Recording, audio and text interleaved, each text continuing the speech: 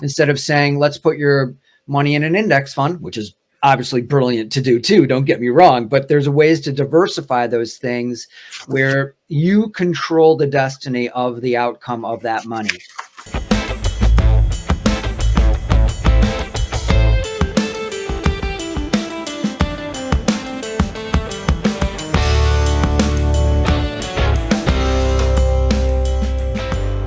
All right. Hey, guys. Welcome to another episode of the Practical Wealth Show. So today we're going to talk about business. So some of you are thinking, hey, I want to get out of this 9-to-5 and I want to kind of do my own thing. So we're going to talk about, the topic of today's show is from career to franchise owner, mastering the art of transition. Okay. So we're going to talk about business. So I have Mr. Marc Kale, like the vegetable, our special guest. So let me tell you about Marc. So Marc would be your guide on this journey to franchise ownership, right? And so with 25 years of experience in franchising, including roles as a franchisor, multi-unit franchisee, a franchise consultant, right? So from all points, right? Marc has had the privilege of being part of exceptional opportunities that have elevated the customer experience. His passion lies in surrounding himself with extraordinary people and executing plans that make franchise ownership a reality. Throughout his career, he has been recognized with such awards as Businessman of the Year and multiple accolades to gross revenue, low turnover, and operational excellence achievements. Marc, welcome to the Practical Wealth Show. Thanks, Curtis. Appreciate being here. Yes, my pleasure. So tell them what I didn't tell them, if anything, and let's talk about getting these people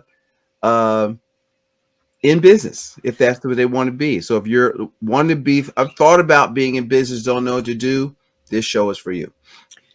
Absolutely.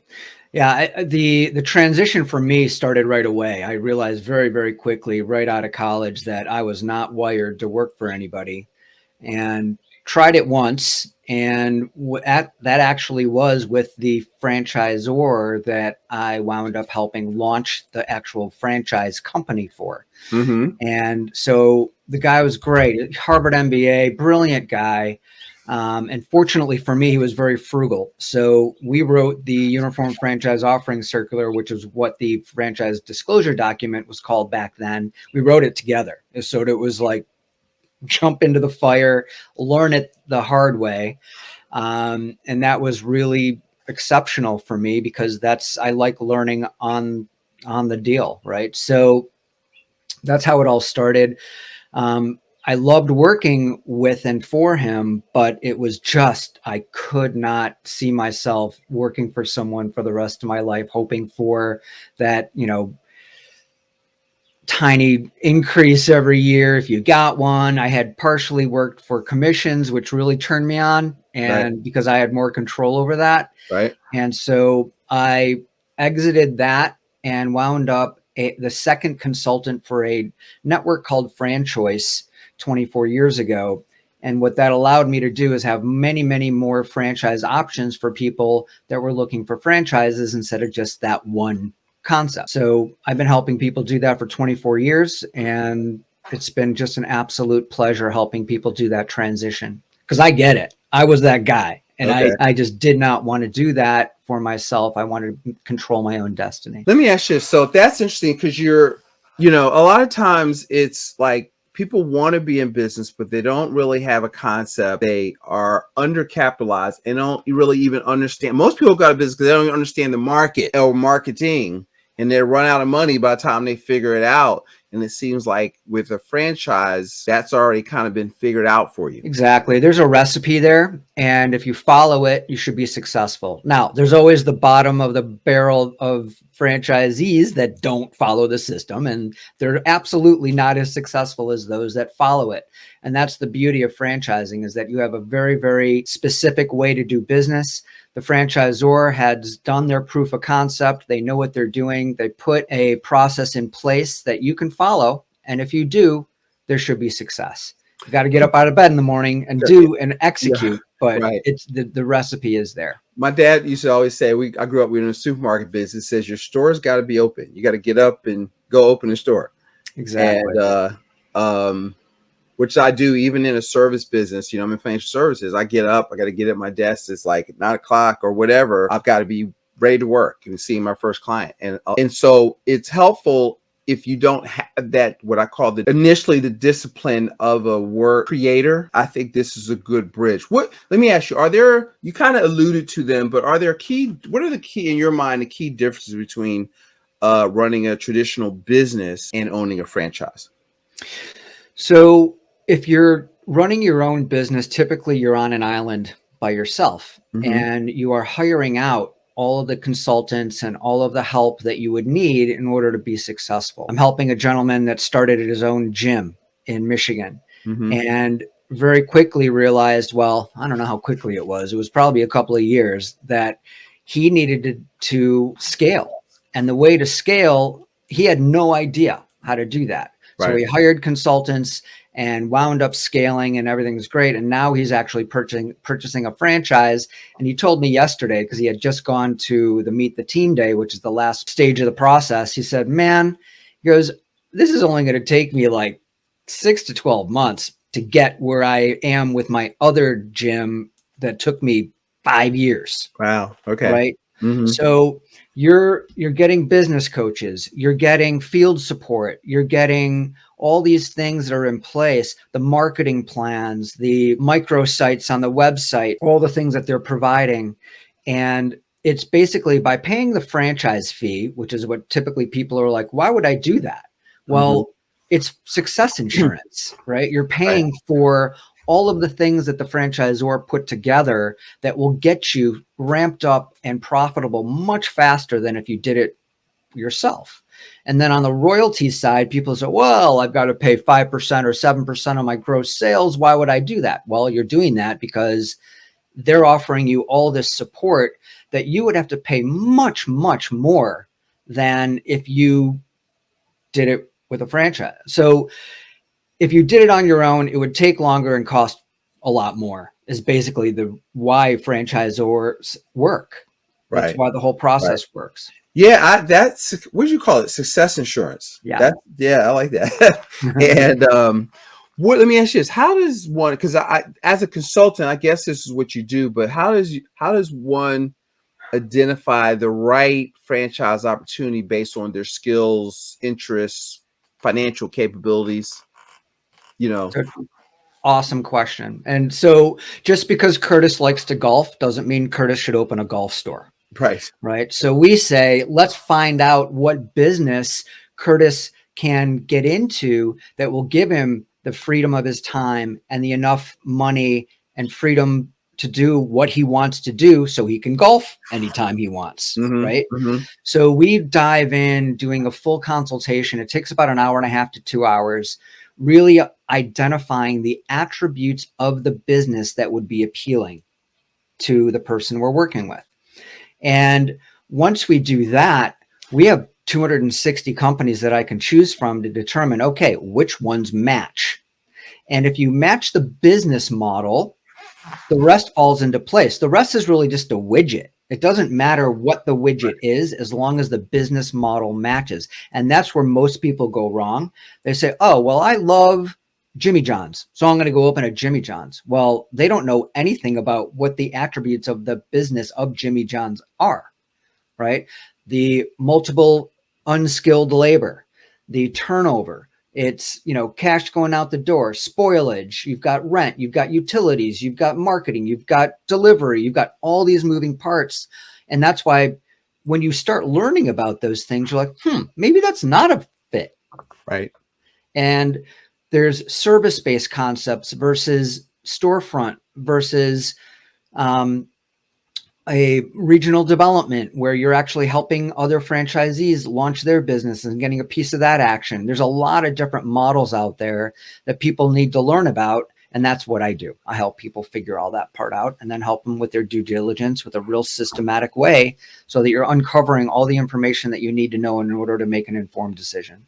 See, I love that, because one of the things you're making sure they let's say want one, don't do, I think, is buying another job. Buying a job. Absolutely. You want to buy an asset that works, so you Yes. can work in it, but you don't want to have to work in it.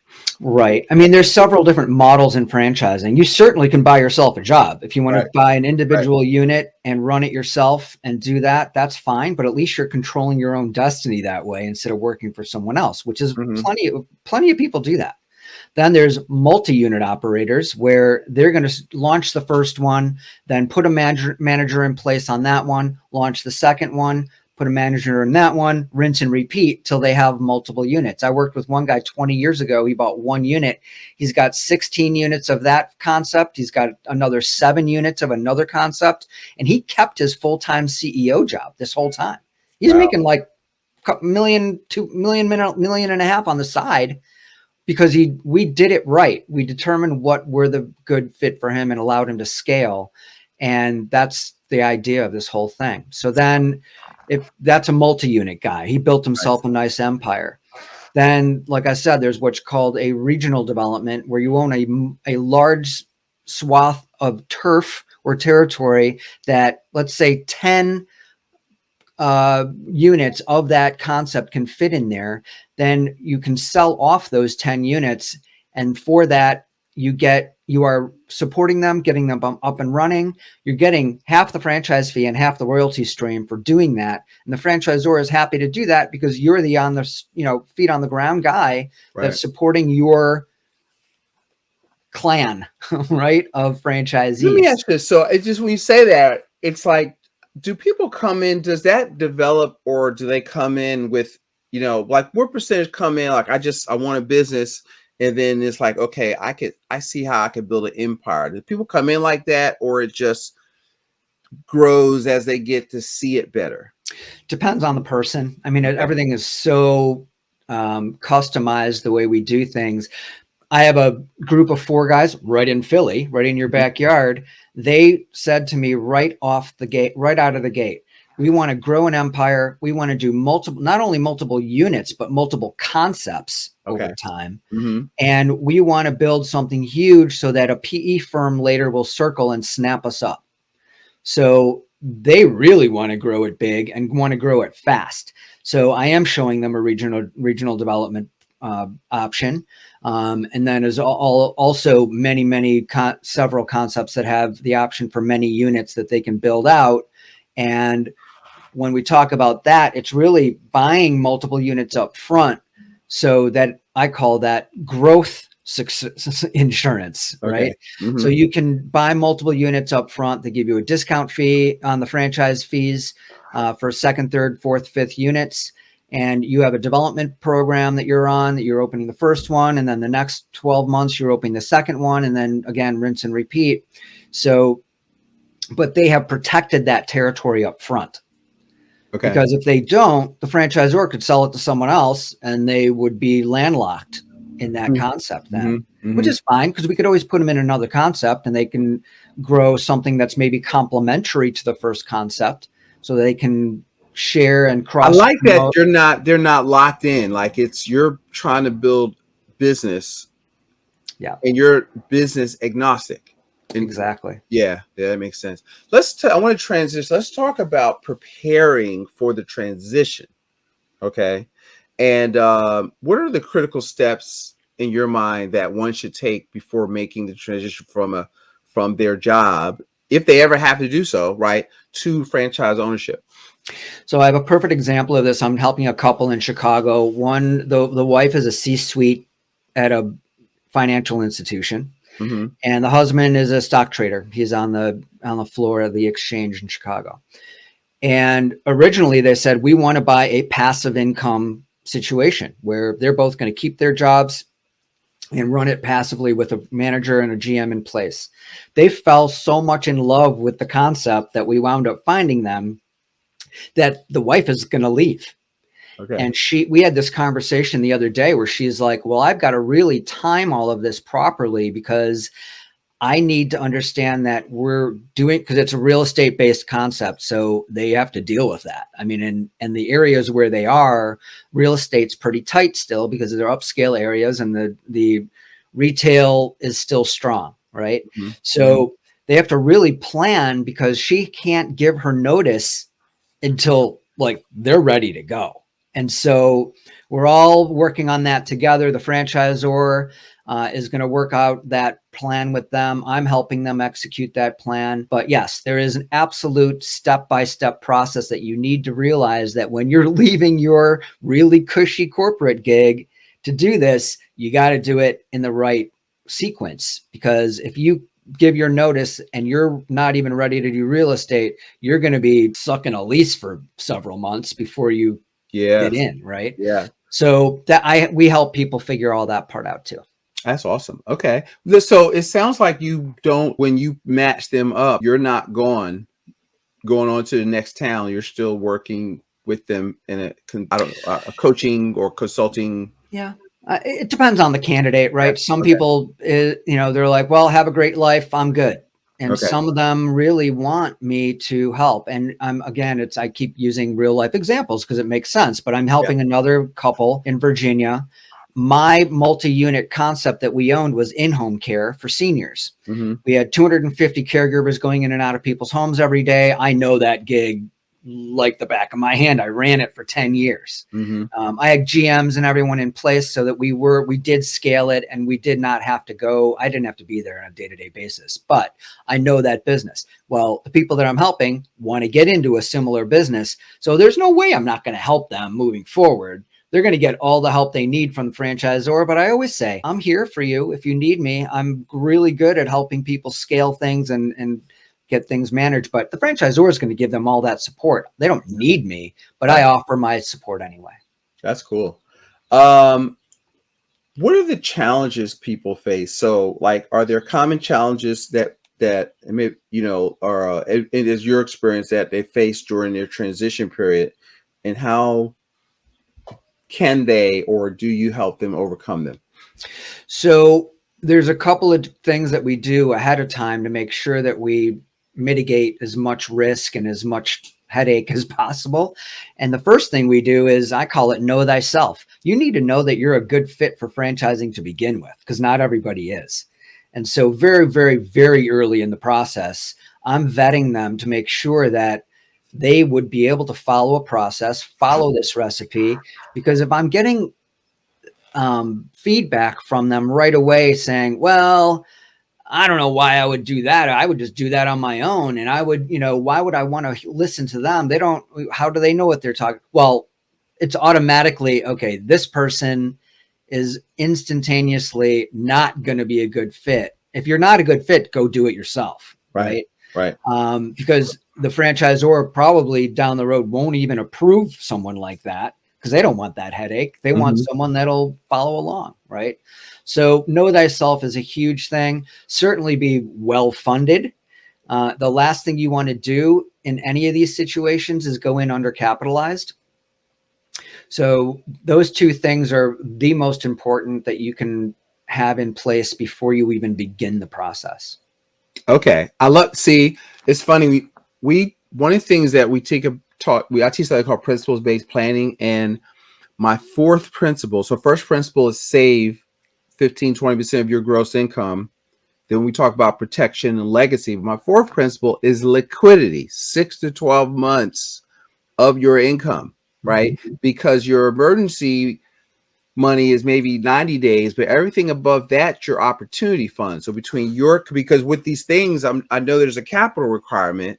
And so you can't go into business and be broke. My dad used to always tell me it takes 2 to 5 years to build a business. So it's not going to take off. You have to be able to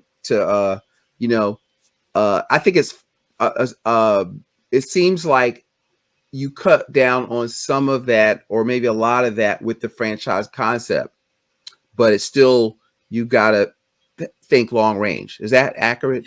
That's very accurate. First, you need the franchise fee up front in cash, right?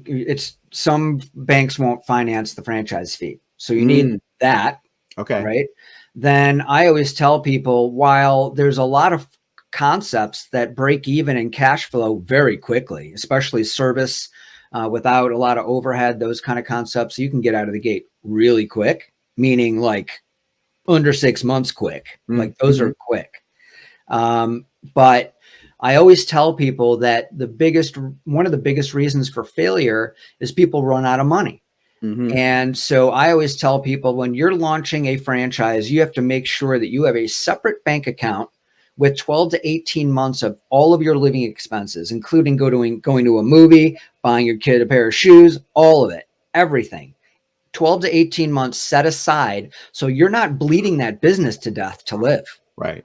And so these are really, really important things that people need to understand. So again, we vet people for liquidity and net worth. The franchisors all have minimum requirements as well, because they don't want to set someone up to fail. They just don't. Right. Right. That makes sense. Let's talk about the ecosystem. Well, two things. So I have a question I thought about, but this just popped into my head. So let's say, like, these shows are free consulting for Curtis, right? So Yeah, man. let's say I'm in financial services, and we talked about before we start recording. So there's 4 asset classes, right? Business, real estate, paper, and commodities. So my favorite asset class is business, right? So everybody feels they need to go start from scratch.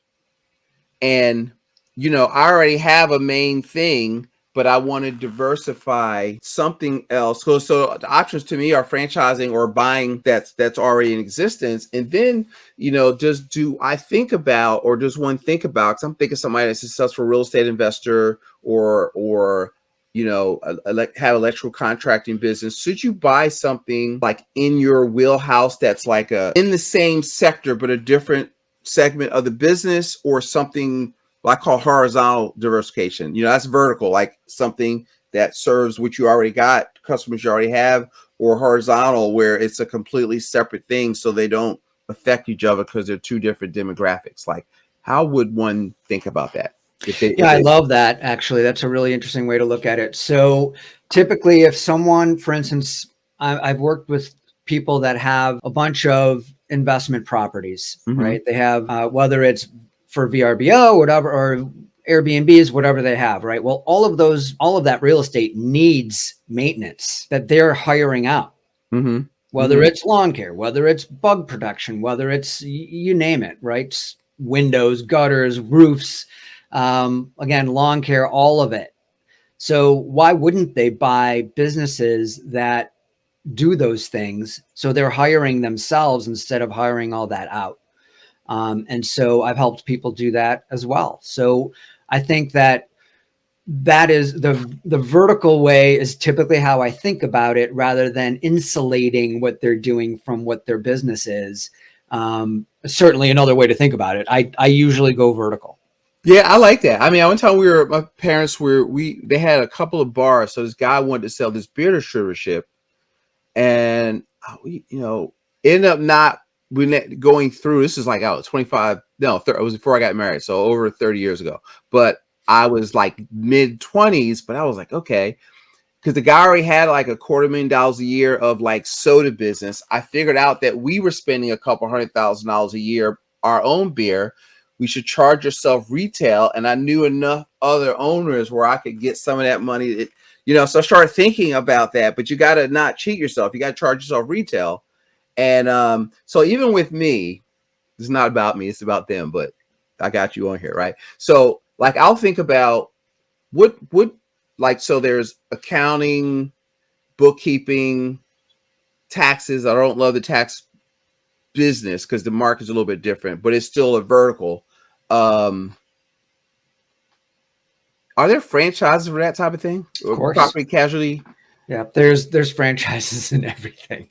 There's over 4,000 franchise brands out there, and no matter what you think of, there's a franchise for it. Absolutely. So here's what I want to make a point then. See, so think about the vertical. What other things that you're buying for that you could, if you're spending this kind of money, you could keep it in the family and build your empire of business, not just servicing your business, but you could now service your other colleagues and bring them to you, right? Absolutely. And so the gentleman in Michigan that has his gym, right? It's now a successful gym membership model. So he's got recurring revenue, and he did that one himself. And then he told me he would never do it again himself. And now that he knows about franchising, he just didn't know what he didn't know. And so the concept he bought was a boutique men's health and wellness concept where, like, for low T and all these other things that men deal with. And he's like, 3/4 of my guys that come to my gym would go to there. Like it's like the most natural cross promoting thing that you can do. The gentleman that I talked about with all the units that he built, he's got, 16 budget hair care concept. And then he did a massage concept, and he cross promotes I love all that. of those things, Yes, right? yes, So yes, yes. these are the kind of things where there's so many ways to skin this. And when people ask me what I do, I tell them I help people diversify their investment portfolio through franchise ownership. That's what I do. And so very similar to, instead of saying, let's put your money in an index fund, which is obviously brilliant to do too, don't get me wrong, but there's ways to diversify those things where you control the destiny of the outcome of that money yourself. Yes. Right. And so that's why it's attractive to people. I was thinking about, I was listening to a Jay Abraham podcast, and he talks about his 3 ways to grow a business, but then he has his 3 advanced ways to grow, which I was looking at my journal for that, because you triggered that thought in me. And so what Jay will say is, I don't want to go into the 3 basic ways. It's really 4. But the 3 advanced ways to grow after you get geometry working in your business. I'll come back to that because I have another question about marketing. Every year, add on 1 new product or niche, introduce a new product or service, or acquire 1 new business a year, right?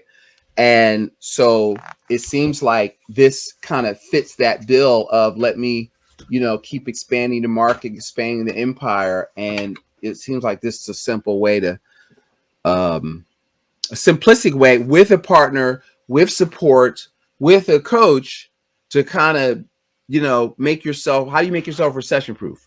Is pandemic proof, and you know what I mean, and all that stuff. So let me ask you, so on the franchise ecosystem, what are there any trends or developments within the industry that aspiring franchise owners should be aware of? Yeah, interestingly enough, instead of talking about actual categories, I would say that there's a trend of franchisors running the franchise for the franchisee who wants complete passive income. So the franchisee buys the franchise, the franchisor launches it, staffs it, and runs it for the franchisee for an additional 5% of royalty. And so then all of a sudden, my wife actually is a consultant as well. We both do this full time. She's working with a candidate that will absolutely be able to expand and scale and everything through the franchisors that they're doing, and adding different franchises and multiplying their scalability and all those kind of things. So it's a really, there's almost nothing you can't do if you really have a right person guiding you through the process. I love that. Let's talk about my favorite topic within business is marketing and growth. And is that a thing? So how can franchise owners effectively market their business within their local communities? Is that something the franchise helps with? Is that something, as long as I know they have guidelines with advertising and signage or whatever, but is that something, do the ones that do better than others really take that on? So I would say 99% of franchisors now have what's called microsites for their franchisees. It's basically a clone of the site, but it's local. Okay. For that franchise.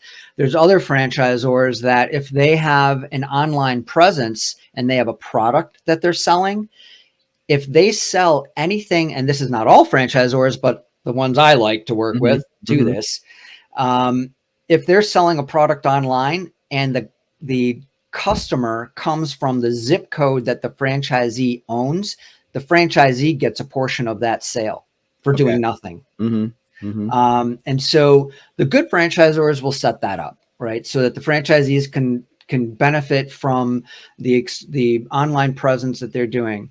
The other thing that franchisors do is they put a lot of time and money into developing their marketing programs. The franchisor that I owned three territories with, I was also on the advisory council. So I was at the home office, 2-3 times a year, really doing strategic planning and things like that.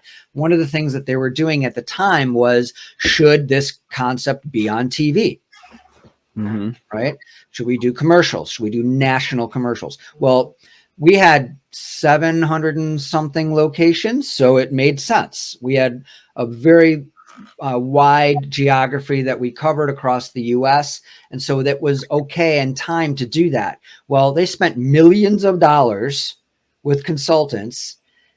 One of them was really funny. It was like, and I said, I would have done it for $500,000. Just ask me. Right. It was like, they decided that they were going to do all of these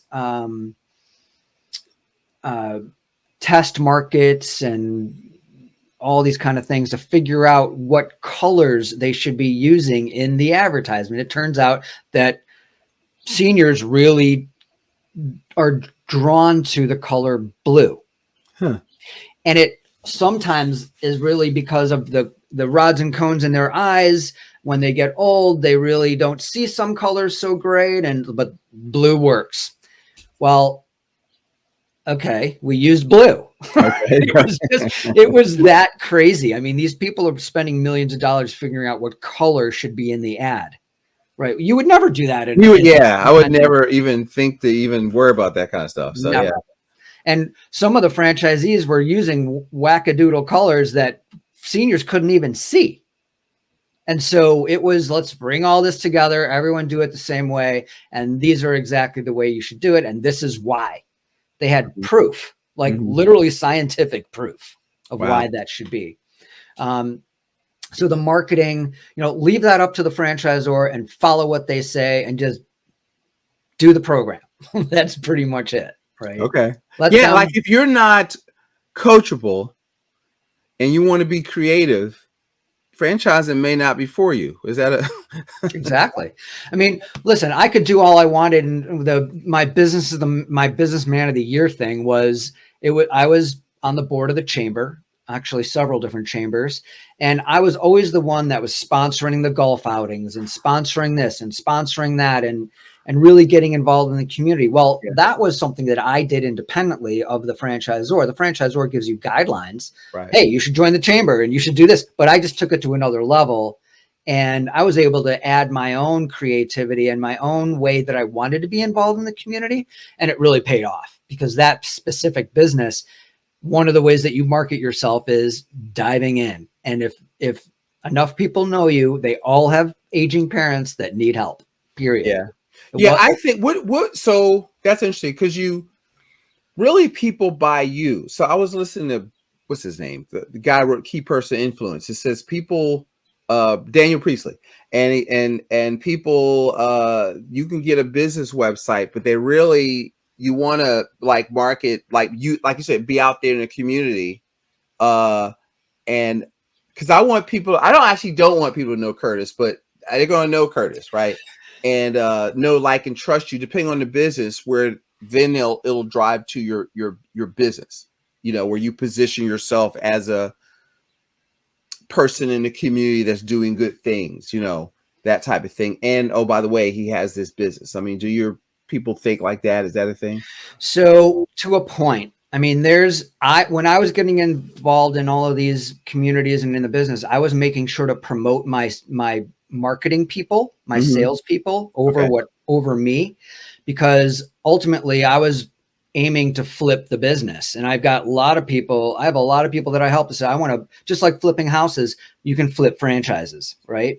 And so I knew that I was going to flip, and I knew that if it was just based on me, my multiple of earnings was not going to be as high, because when someone is looking to purchase a business and they know there's management in place, and it won't be interrupted when I leave, my multiple went up an entire multiple. So instead of 4, I got 5x because I wasn't directly involved in the day-to-day Nobody wants operations to of the buy business. a sole proprietorship based on a person. Talk so. Then what you tell? Let me ask this question because you just triggered it, and then I want you to tell them how to find you because this is fascinating. So, but because I have a lot of real estate investors, talk about expand on this flipping mindset and what you mean when you say flipping a franchise. So when you buy investment property and it needs some work, you put the work into it, you put your sweat equity into it or whatever, and then it's worth more. Yeah. And then you're building equity over time on your, paying off your note. And the franchise is exactly the same thing. You build the franchise, you build it from the ground up with your own sweat equity and some management in place. You're building equity in that business. And then when it's time, you can absolutely flip that business. And so to me, there's an absolute parallel to it. And you are looking at, I have a friend that literally just spoke yesterday. He's got multiple investments in real estate. And he said the best thing about that, obviously, is every 4 to 5 years, you can cash out and then, keep moving and then cash out again. And with the same property, right? By refinancing the property. Well, in franchising, it's really not the refi, it's the actual end result of selling that business that's going to give you the hit that you want. And then you just reinvest that money without having to take a loan out for the second concept you buy. That's fascinating. So, same kind of thing. Is there anything Mark, I didn't ask you that you feel that we should bring out before I let you go? Because I always feel like I'm forgetting something. Well, I think that people assume that, franchising is food, and there are so many franchises out there that you just don't know what you don't know. And what I tell people is, I promise, I guarantee that through this process, I will show them things that they never would have thought of in a million years on their own, because they just don't, they're not in it, right? I'm in it up to my eyeballs in it. Right. And so this is what we do. You need to put your preconceived notions aside. These dirty jobs, someone's got to do it, is where all the money is. And people are like, well, I'm not going to be doing the job. I'm going to be hiring people to do that job. So that's the most important thing, is have an open mind, no preconceived notions, and understand that there are things out there that you never would have thought of that you will fall in love with. That is so true. Like, you don't have to do the work. See, everybody thinks of, I have to do this. Like, I know I would never want a food franchise, right? So, and there's tons of stuff that's, with staff and employees and minimum wage and all that stuff. I mean, and so, but I don't even know what they all are, and that's another show, but there's so many things that are out there. I just heard about what you're talking about, like the home health care in Philly. That's blowing up, man. So much. You can't even get a new one now. But I remember when it first started, never heard of it. All of a sudden, there's like Starbucks. There's like a Starbucks inside of a Starbucks. It just kind of blew up, and then they start having too many people in it. So that is fascinating. So y'all should. Hopefully we're getting stuff out there where it's like, okay, I do want to expand. And I talk to clients all the time about, well, what could you do? What do you like doing? And if you have a little bit of capital, maybe you don't have to think of it. You've got a business out there in a box that you could, with Mark's help, find and match one up with your personality, with your budget, with your all that good stuff. Is that a good way to say it? Absolutely. Mark, so tell them how to, I know you've put together a special site or gift for our listeners. Tell them that, and however else that you'd like for them to engage with you or follow you, what you're doing. Sure. The best way, the website is frandestiny.com. So it's FRAN Destiny, DENISTY.com. And then there's /practical. So that will help us understand that you obviously listen to the show. So it's frandestiny.com /practical. And on that site, you will see several different ways to get in touch with us. There's form fills, there's all sorts of different ways. And then you'll see 3 boxes on the bottom that'll help you get more information and more details about franchising in general as well. That's awesome. So we'll definitely put that in the show notes. And Mark, this has been fascinating. You know, I love talking business. I do too. I really appreciate the opportunity. Yes, my pleasure. So guys, go out there, follow up, check it out. You gotta, you know, I always tell people, like, so this is from Warren Buffett, not Warren Buffett's Warren Buffett's mentor's book, The Intelligent Investor. And so this is an investment, right?